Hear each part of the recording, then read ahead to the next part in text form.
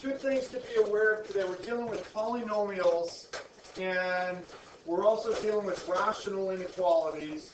But the key here is that we're only using one variable. We're going to solve these using two variables, but we're going to go to the land of make-believe to get that second variable. So it's just going to make your life easier to have that. So polynomial inequalities, one variable. Two ways to do them, and I'm going to show you both ways. You pick whichever way. Some people like the first way, the plus-minus graph, and some people like to actually just do the quick sketch of the graph that we've already learned how to do, and then just look at it. Doesn't matter to me. You're not using a graphic calculator. You know how to graph these. Right. So we'll look at both. So this one I left up because it's so ridiculously easy, and you would never do this to solve. But I want you to see the process based on, well, what are you talking about? Make this a polynomial and so forth. So here's the original inequality, 3x is greater than 2. If you want to know what the solution to that is, what would you do? Divide by 3. X is greater than 2/3, we're done. Obviously, we're not going to be dealing with things so simple. So what we want you to get in the habit of doing is making one of the sides of the inequality 0. Usually the right-hand side is what I do. So we have 3x minus 2 on the left greater than 0. So we're going to pretend that this is a polynomial. We're just pretending it's not. I'm polynomial function. This is a polynomial. We're going to pretend it's p of x, a polynomial function. So we have x comma p of x if we were to graph it. This is a linear equation. Y-intercept is here at -2, up 3, right 1, up 3, right 1, and so forth. You have a nice pretty line. We want to know, where is the polynomial greater than 0? Where are the values of the polynomial? In other words, where are the y values positive? That's highlighted here in yellow. The x-intercept is at 2/3. So we want all the x's that are greater than 2/3. Every x greater than 2/3 is paired with a positive y. That's our solution to this original inequality. Believe me, I am not encouraging anybody in here to do that for this example. But what I am showing you on a very simple function that you want, or simple inequality that you're going to solve by dividing by 3, you can do it the other way. I don't know why you would want them, but you could. Now, similarly, we can change this to an equation to find the x-intercepts, which are at 2/3. And then you could put in a value for x, like you could put in 0. And when you put in a 0, you get a negative on the left. This function is equal to a negative when x is 0. In fact, anything to the left of 2/3 will generate a negative answer. And when you put in something greater than 2/3, like 100, you get a positive. In fact, anything greater than 2/3 will generate a positive. We want to know when it's positive, greater than 0. Greater than 2/3. Again, why would you want to do that for this? You wouldn't. But it's easy to see how it works with this simple polynomial. Up to quadratics, again, we're going to do this both ways. So we're going to start with the quadratic equation. We're going to start with the quadratic equation, and we're going to solve it. We're going to solve this by doing what? Factoring. Favorite F word. 2x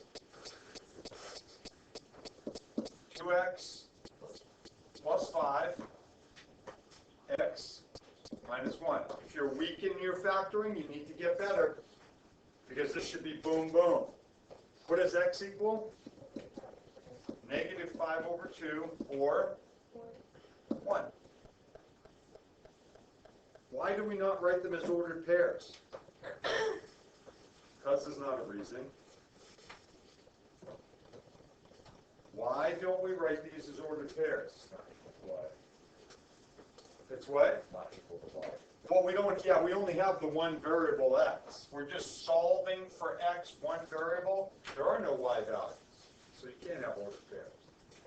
So here are your two values of x that make this true. Now let's look at this as an inequality. We're going to solve the inequality. And we're going to do it two ways. One, we're going to do a plus minus table. And two, we're going to look at the graph. First, we're going to look at the graph. So we're going to pretend that p of x is equal to 2x squared plus 3x minus 5. Now, based on what we learned already, what now would the roots of p of x be?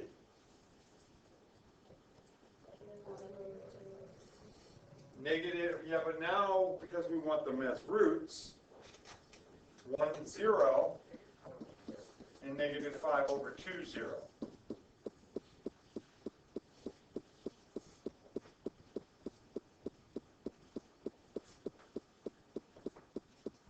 Here's 1. Here's negative 5 over 2. Now, I'm going to graph the function, but know that these roots, are they going to be included in my answer or not? Why not? Correct. If this were less than or equal to, they would be included. So when I do the graph, I am going to use open circles on my roots. That reminds me, because it's one of the things that I'm really bad at, it reminds me, don't include the roots in your answer. What's the degree of this function? Leading coefficient? Positive. And behavior? Up? No. And you already know this is a parabola. And if we were to graph it, we're going to come here, we're going to be up. We're going to do something underneath, turning around from that point. We want to know when is the function generating negative values for p of x. Where is that occurring?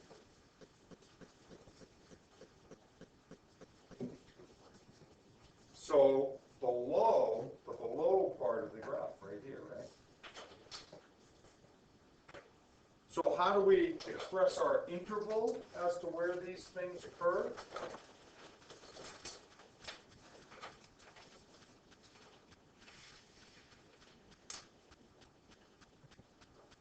What x values? Negative 5 halves to 1.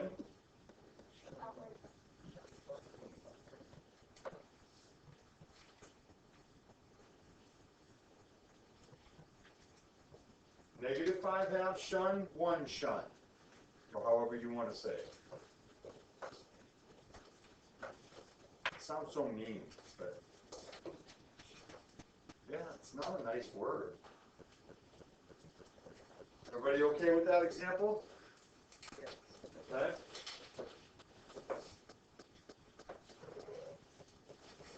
And now we're going to look at it with a plus-minus table. Same drill, but we're going to do it with the plus-minus table.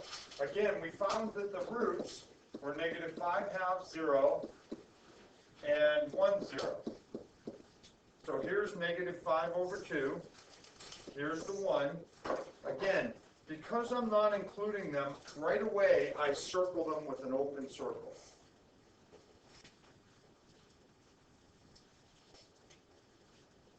Now, you're going to pick values for x and plug it into this function from each of the regions separated by these roots. So you need to pick something to the left of negative 5 over 2. What should we pick? Not negative 2. You could do negative 3. You could do negative 5. You could do negative 1,000,000. I'd probably go somewhere in between those.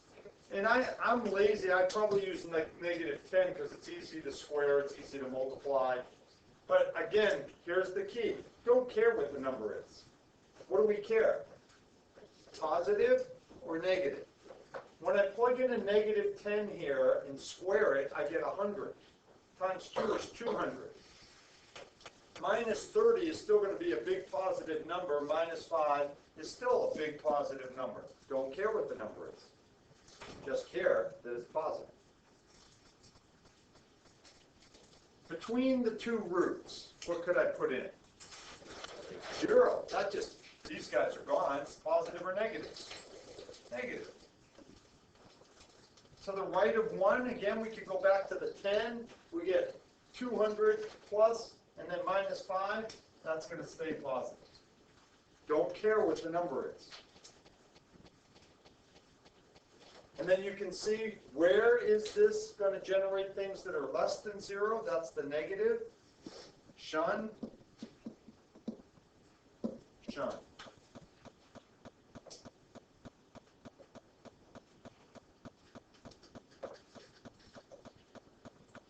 So we can do this graphically with a sketch. We can do it with a plus-minus table. It doesn't matter to me which way you do it. With polynomials, I almost always do the sketch. I'm really good at it. It's really easy. And once you can identify roots and kinds of roots and you know the end behavior in your degree, you're good to go. This one, you have to plug in things and work them out. You can use a calculator. Again, we don't really care. But for polynomials, I almost always go this way. You can do it any way you want. It doesn't matter to me. Okay? So again, here we'll look at another one, and we'll do it first with a plus-minus table, and then we'll do it graphically. So again, first thing you need to do is factor. What can I do for factoring here? Take out an x. So you'd be left with x squared minus 2x minus 3 is less than 0.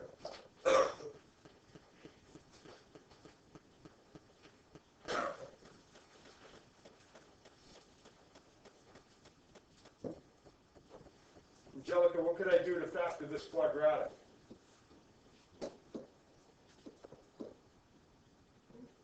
Can you factor this? Yeah. What do you get? X X plus 1. and x minus 3. So if you have x plus 1 and x minus 3, what would the roots of the function, if we made the left side be a function? What would your 3 roots be? 0. I didn't hear you. 0. 0, 0. Negative 1, 0. 0. 3, 0. Are we going to include or not include the roots, Franny? What do you mean? Oh. I don't know how to be more specific than that. Yeah. What's that? We're not. Why are we not going to include them? Because it's less than and not equal to. So my roots are going to, I'm going to open circle them like this.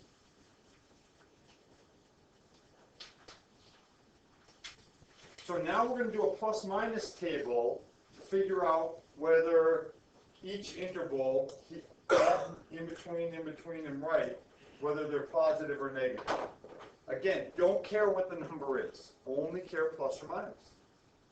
So if I'm going to go left of negative 1, I could plug in negative 10. That's going to give me negative 1,000 minus some more stuff, minus a positive 30 if we did negative 10.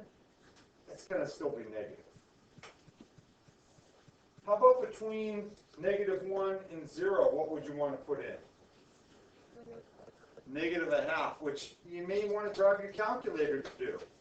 Or you know that you can do it, negative 1/2 cubed is negative 1/8 minus 1/2 squared is 1/4 times 2 would be 1/2. An 8 minus 1/2, you got a negative number. It's kind of a small negative number, still less than or between 0 and negative 1. And then negative 1/2 times 3 would be positive 1.5.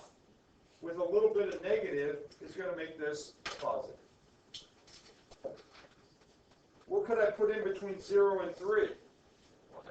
1's a good one. 1 minus 2 is negative. Minus 3 is still negative. In between between 3 and infinity, you can put in whatever you want. Put in 10 is going to give you 1,000, minus a couple hundred, minus 30, still going to be positive.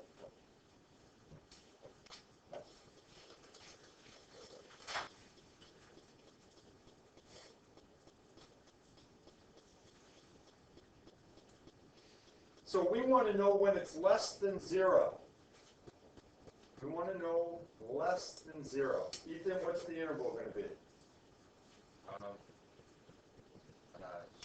Sun,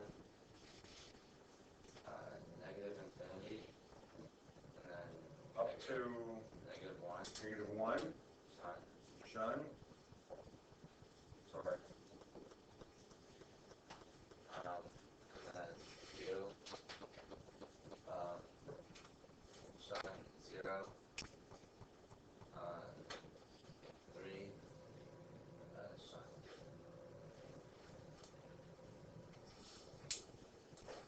Does that look okay? Yeah. Okay. Again, I don't use when I do these, I just use the plus minus table. It takes a little bit longer. It's not that I can't use them. I just choose not to. Okay. But I would do same problem. I would run the same drill. I would factor out the x.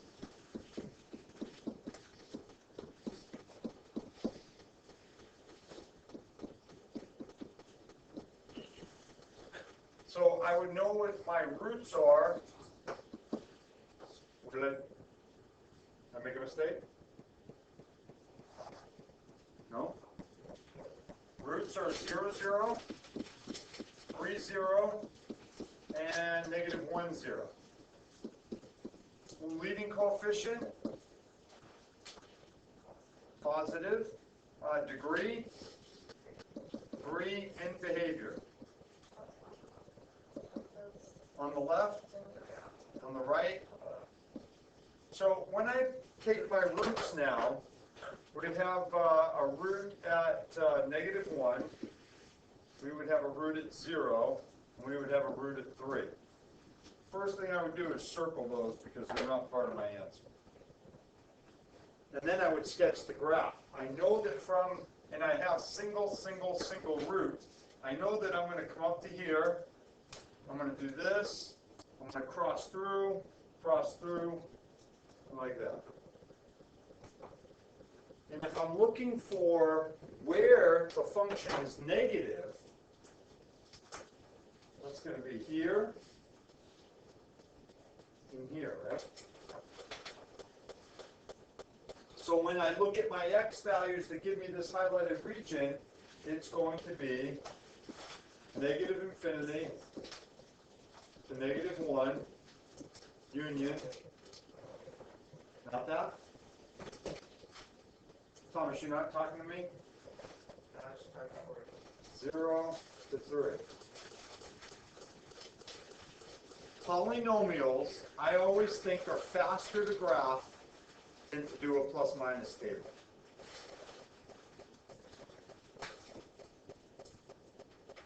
Any questions on this?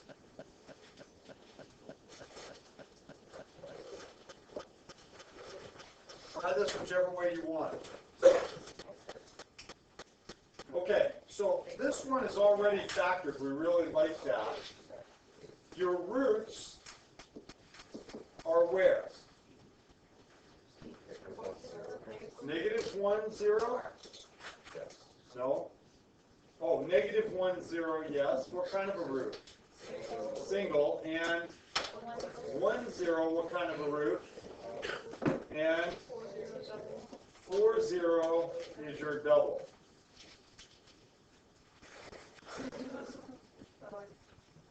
Good. What?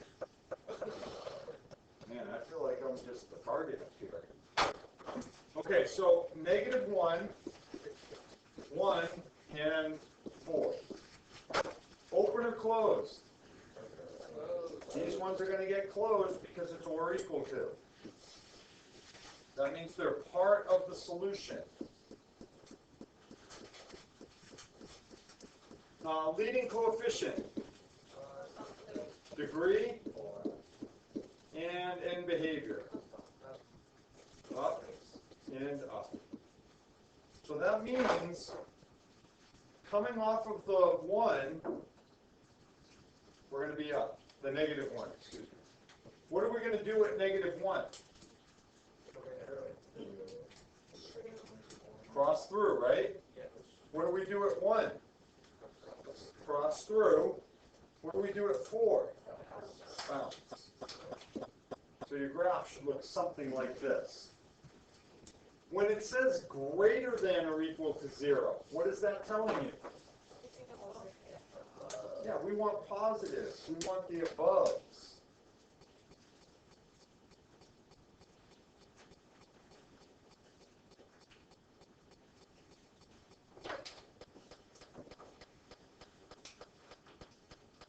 John, how about the intervals?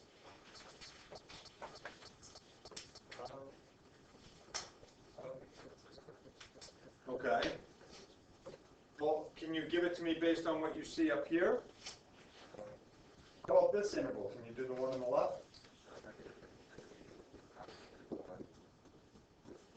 -1, shut, oh, not shut, right? Like that one. Union. 1, Comma. Why do you want to shun the 4? Right, but are we including the 4 or not including it? We are including it. So after the 1, what should I put? 4 inside. Why the 4? It's true. Your next interval after this one is going to be from 4 to infinity, right? Is there a way we could... 1 comma. Yeah, because that's one continuous region with only solutions. There's no break. Now, if that's open, if this isn't greater than or equal to, and that's open, then you have to go from the 1 to the 4, union 4 to infinity. But because we're solid, we can do it in 2 intervals.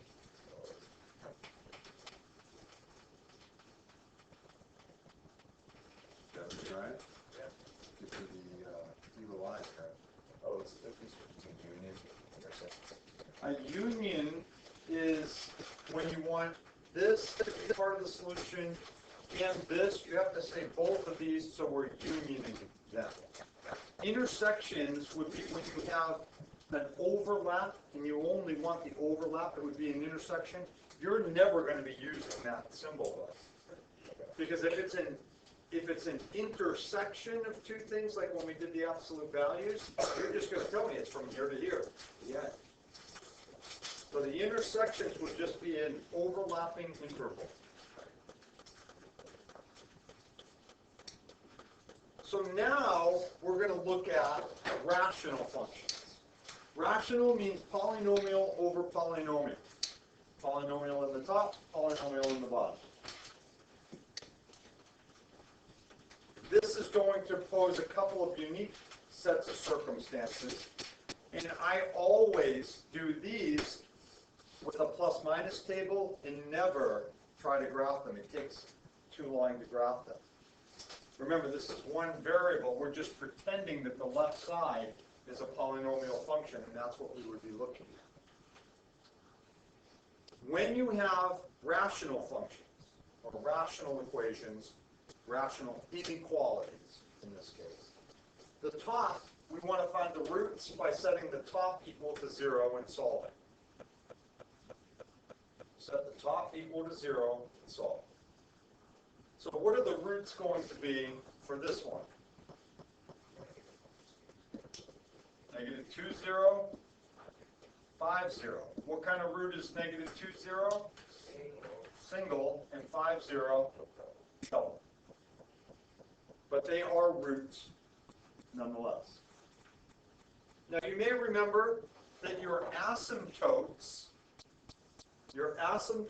are when you set the bottom equal to 0 And these asymptotes technically are your vertical asymptotes. There are horizontal, there are slant asymptotes, but these asymptotes right now, when you set the bottom equal to 0, are vertical asymptotes, and they're going to have an equation of x equals whatever value makes the bottom equal to 0. Remember, dividing by 0 is bad. That's why we set the bottom equal to 0, and that's where that vertical asymptote comes from. In this case, x would equal 4. That's your vertical asymptote.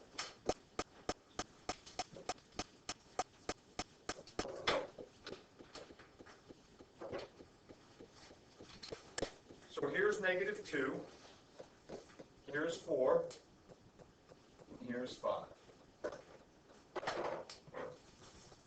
I'm going to start with the vertical asymptote, x equals 4. There's no way a vertical asymptote can ever generate or be part of the solution. We always circle, or I always circle, open circle, the vertical asymptote. And to remind myself I'm dealing with an asymptote, I usually draw a vertical dotted line right through it. Bless you. That way I can separate myself between asymptotes that are vertical and roots. Now, am I going to include my roots in this answer or not include them? Include. So at -2, I'm going to have a filled in circle, and at 5, I'm going to have the filled in, so those are my roots.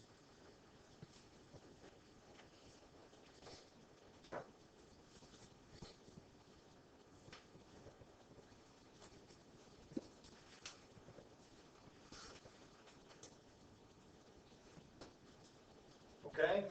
So now I have my intervals. To figure out which ones are going to be positive and negative, I'm going to plug in values. Now, again, you have to be plugging in a value for each interval. So we need to put in something less than -2. But again, we don't care what the value is of the function when we plug in that number, only if it's positive or negative. So if I were to do something like -10, when I plug in a -10 for x, I'm going to get a negative in this parenthesis and a positive when I square this parenthesis. Negative times positive makes the top negative. On the bottom, negative minus 4 is going to be more negative. So I'm going to have a negative divided by a negative, which means everything in this interval will be positive. Do I know the value? Don't care the value. Only care positive or negative. Between -2 and 4, you can plug in 0. Positive times positive divided by negative. Negative. Between 4 and 5, 4.5. Positive times positive over positive. So that reads into positive. And to the right of 5, we put in a 10. You're going to have positive, positive, positive. Again, we're positive.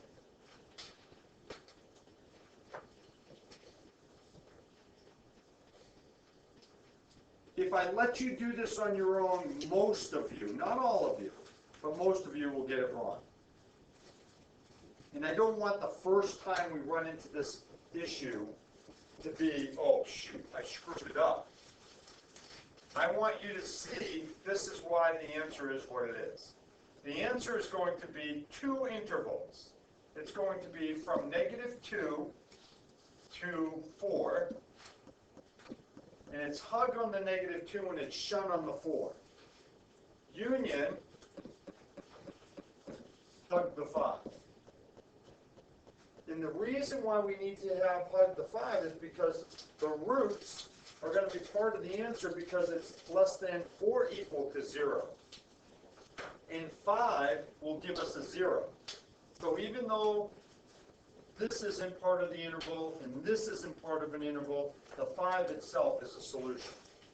The interval we want is right here between -2 and 4. But we also have to include the 5. Any questions on that? Rational functions, it's easier to do a plus minus table than to graphic. Try this one.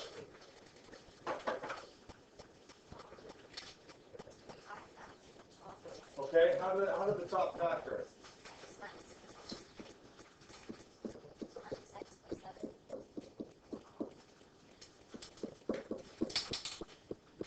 Okay, less than 0. So what were your roots, Ashley?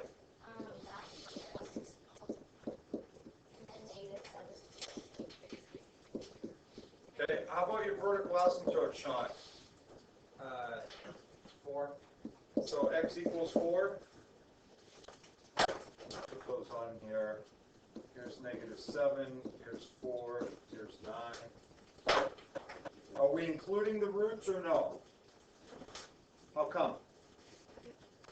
Not equal to. So the roots, the 9 is open, the -7 is open, the asymptote is always open, and you might want to notate with a vertical.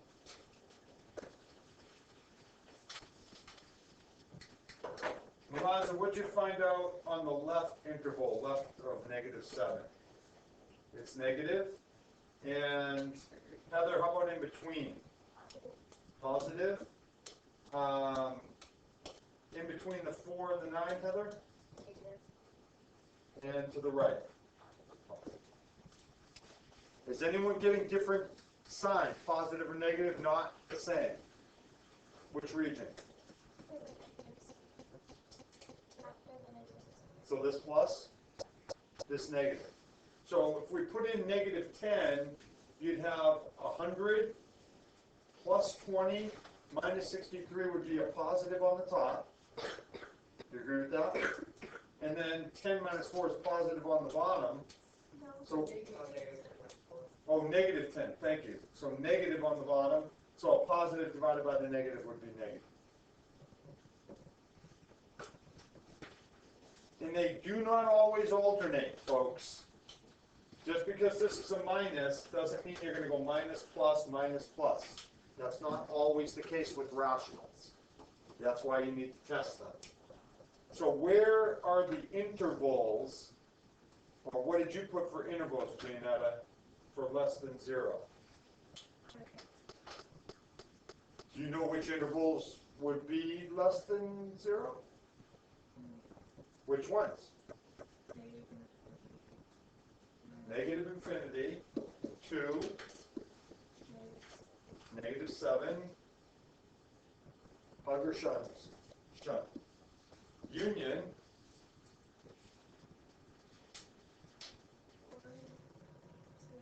4 to 9. Shun and shun, right?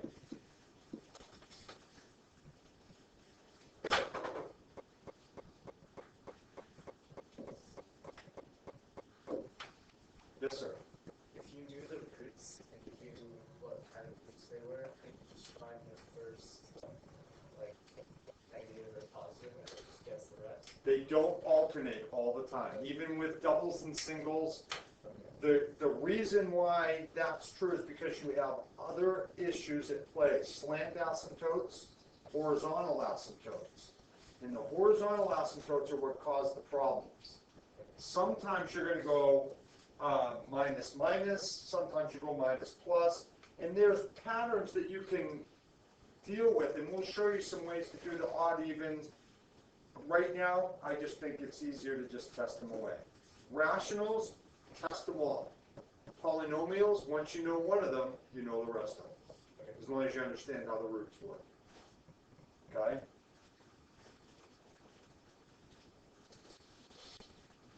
Okay.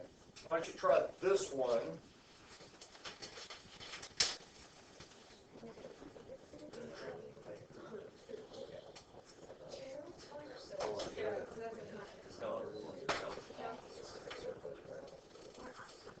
Okay. Let's see. Julia, what did you do first? I did P's and Q's? All right, so just for fun, let me just put a P over Q list here. Plus or minus 1, plus or minus 3, plus or minus 3 over 2. Is that it? Okay, what did you put something in and it worked, right? Yeah, 3 over Yeah.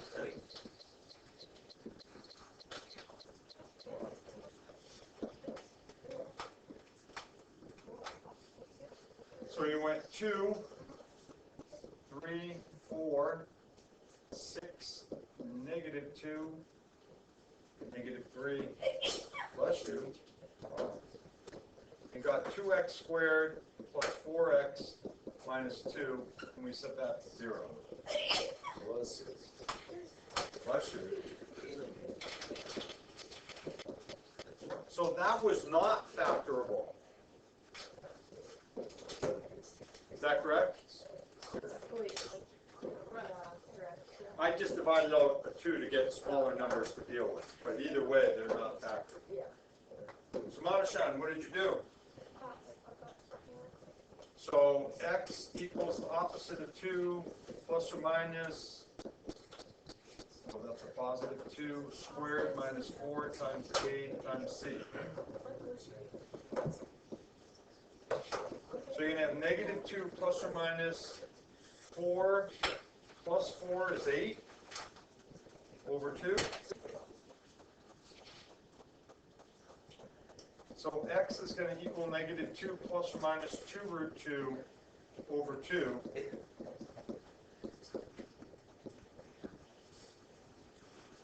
that what you got? Samana?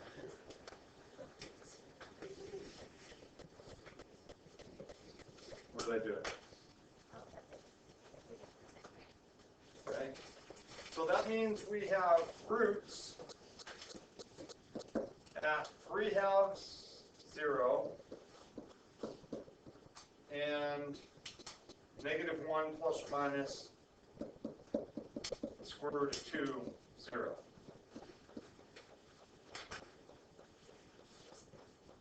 So if we do a quick sketch of this, there's 0, here's 3 over 2.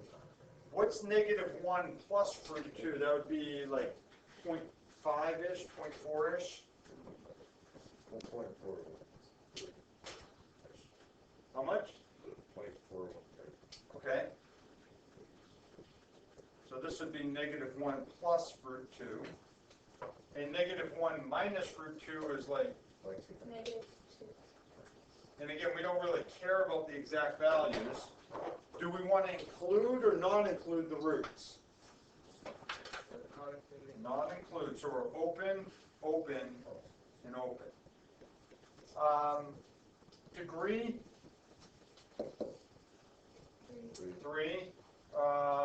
Leading coefficient? Positive, and behavior. Up on the left? Down. On the left, down.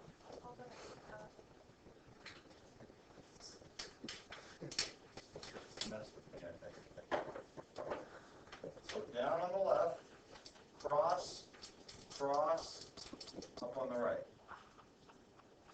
We want to know where you're greater than 0. So we should be here and here.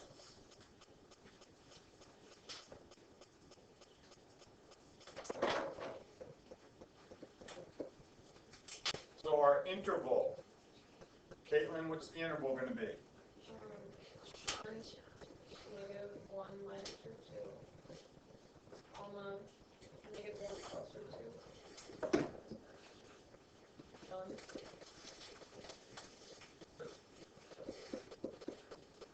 And then union shunt 3/2 to positive behavior. So that's your intervals for this one. Wow, a lot of work. But not that big a deal. Okay, we had a similar one here we did last period. So you had, but the roots came out nicer, 0, 0, -2, 0, and 2, 0. But it was or equal to. Take a look at how the intervals are written. On the left, We're positive, but we include the root. So negative infinity to hug negative 2. 0, 0 is going to be a solution because it's or equal to. So we hug the 0. Union 2, comma, infinity. Hug the 2, shun the infinity. If I put the 0 over here and did union 0 at the end, would that be okay? Least to greatest. So from left to right should be least to greatest. Okay? Any questions on this?